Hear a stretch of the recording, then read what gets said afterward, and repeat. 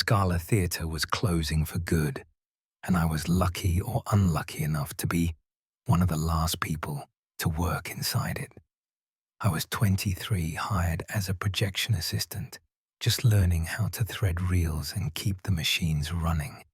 The older projectionist, Uncle Somchai, was retiring, and he told me to stay with him for his last week.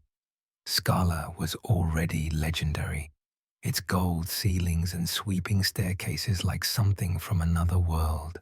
But by 2020, everyone knew it was the end. Streaming had killed theatres, and Bangkok no longer had space for grand palaces of cinema. That night, I walked into the empty lobby with my backpack slung over my shoulder. The chandeliers still glowed faintly, dust gathering in their crystal edges. Posters from the past hung along the corridor, some curling at the corners. Elvis, Bond, Thai classics, even a few Bollywood films. I could almost hear the chatter of past audiences, couples holding hands, students sneaking snacks, parents herding children, but the lobby was silent now.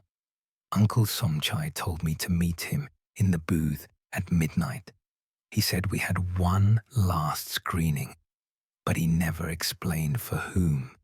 I assumed it was a private show, maybe for staff or friends. I climbed the wide staircase slowly, my footsteps echoing against marble. Every sound felt magnified. I opened the heavy wooden doors to the auditorium. Scala was still breathtaking, even empty. The curved ceiling, carved like a seashell, glowed with faint golden light.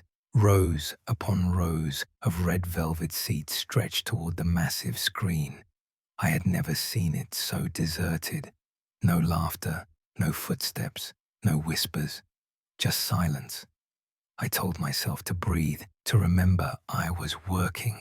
But as I walked up the aisle, I thought I heard something.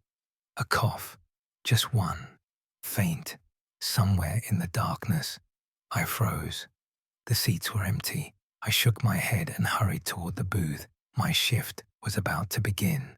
The projection booth smelled of oil and celluloid, the same as every old theatre.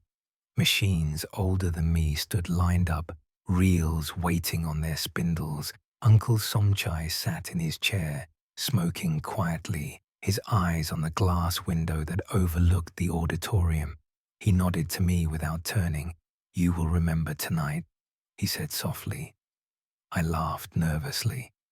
"Because it is the last night." He did not answer. He tapped ash into a tray and handed me a reel. "Thread it. We start at 12. I slid the reel onto the spindle, fingers fumbling. The film strip gleamed in the dim light. I threaded it carefully through rollers, past the shutter, onto the take-up reel. My training was basic, but my hands moved with familiarity. I flicked a switch and the machine hummed. From the booth window, the auditorium stretched vast and empty. The screen loomed pale and blank. Yet as the minutes ticked toward midnight, I felt something change. The silence was no longer silence. There were tiny sounds, a shuffle of shoes, a chair creaking. I leaned closer to the window, squinting into the darkness. Uncle Somchai spoke quietly. "Do not stare too long. Just let the film run." The clock struck 12. He nodded. "Start it." I pressed the switch. The projector whirred louder, light burst through the lens, and the first frames flickered across the screen. A grainy Thai classic I did not recognize. The sound filled the hall, warm and nostalgic. Then I saw it. In the faint glow, seats were no longer empty. Shadows sat row by row, figures leaning forward, heads tilted, faces pale. An audience had gathered, silent and still. At first, I thought it was a trick of the light, maybe dust, maybe shadows cast strangely. But then, one of the figures coughed. The sound echoed through the auditorium, clear and human. My hands went cold. I looked back at Uncle Somchai. He stared straight ahead, calm, as if nothing was strange. "Keep the reel steady," he murmured. I forced my eyes back to the screen. The film played on, but I could not focus. Out of the corner of my eye, I saw a woman adjust her hair in the third row. A man leaned back, stretching his arms. These were not shadows. They were people. Or at least, they looked like people. I leaned toward the glass for a better look. That was when I noticed their faces. Pale, too pale. Eyes black pits that caught the light in strange ways. None of them blinked. They all stared at the screen with devotion, mouths closed, bodies unnaturally still when not making their small movements. One turned his head toward the booth, just slightly, but enough for me to feel it. My chest tightened. I pulled back from the glass. Uncle Somchai whispered, "Do not meet their eyes. They came for the film, not for you." As the reel spun on, the figures grew clearer. They were dressed in clothes from different decades. Some wore suits and dresses like from the 60s, others in 70s shirts, some in student uniforms. An usher in a neat white jacket stood at the aisle, his flashlight dangling uselessly at his side. I heard faint whispers. Not in Thai, I recognized. It sounded older, words blurred and stretched by time. Couples leaned toward each other, whispering like lovers sharing secrets. The usher raised his light and nodded toward a latecomer, though the aisle was empty in reality. I rubbed my eyes hard, trying to wake myself. When I opened them again, the auditorium seemed even fuller, every row filled with pale, silent spectators. The screen flickered with scenes of old Bangkok, trams and temples, streets alive with people long gone. I turned to Uncle Somchai, panic in my voice. "Who are they?" He exhaled smoke slowly. "The ones who never left. Some died here, some just stayed. Scala kept their memories. Tonight, it is their last show." My throat was dry. "And after tonight," he looked at me, his face weary. "After tonight, Scala closes. They will fade, unless you look too closely." The film reel clicked and rattled. I checked the threading nervously. Everything was running fine, but the screen flickered strangely. A shape moved across the bottom edge. I leaned closer. The curtain swayed, though no air stirred inside. I excused myself, stepping into the hallway. My shoes echoed as I descended toward the auditorium. The air grew colder with each step. I pushed open the door to the seating area. Rows of heads turned toward the screen, pale, still, silent. None turned to notice me. My skin crawled. I walked slowly down the aisle. The carpet muffled my steps. The usher stood near the front, flashlight at his side. His face was blurred, features faint, but his posture was proud. I whispered, "Excuse me." My voice sounded too loud. The usher's head tilted, but he did not respond.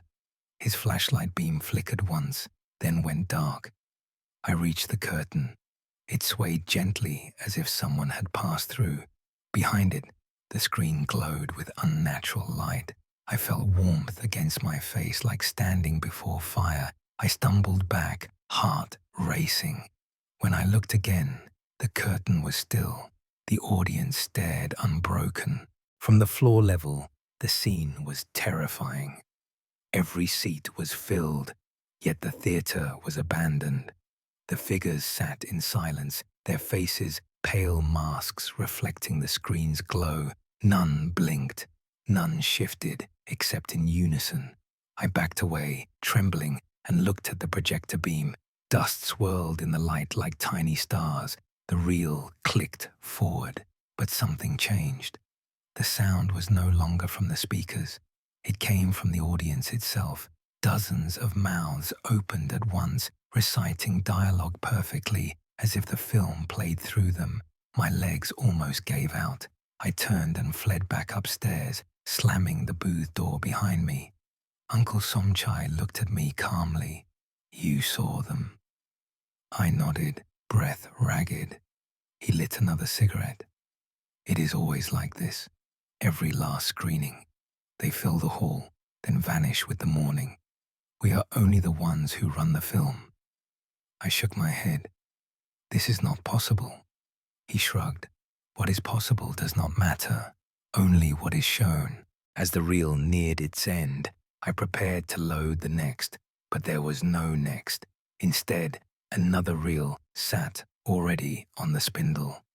I frowned. I had not placed it there. Uncle Somchai nodded at it. Run it. I threaded the strip reluctantly. The images on it looked strange, darker. I flicked the switch. The screen lit up with a scene that made my blood freeze. It was me, in the projection booth, right then. The reel showed me threading film, staring wide-eyed at the audience. Every movement I had made moments ago. I turned to the booth window. The audience below was staring not at the screen, but at me. Every face turned upward, eyes black, mouths open. The reel clicked on, showing me pounding at the booth door, screaming. My throat went dry. I looked down at my own hands. I was not moving. The film showed what was about to happen. I grabbed the reel and tore it from the machine. The film strip snapped, curling across the floor. The screen went black. The silence was unbearable. Then one clap echoed, slow, deliberate, then another, until the entire phantom audience applauded in perfect rhythm.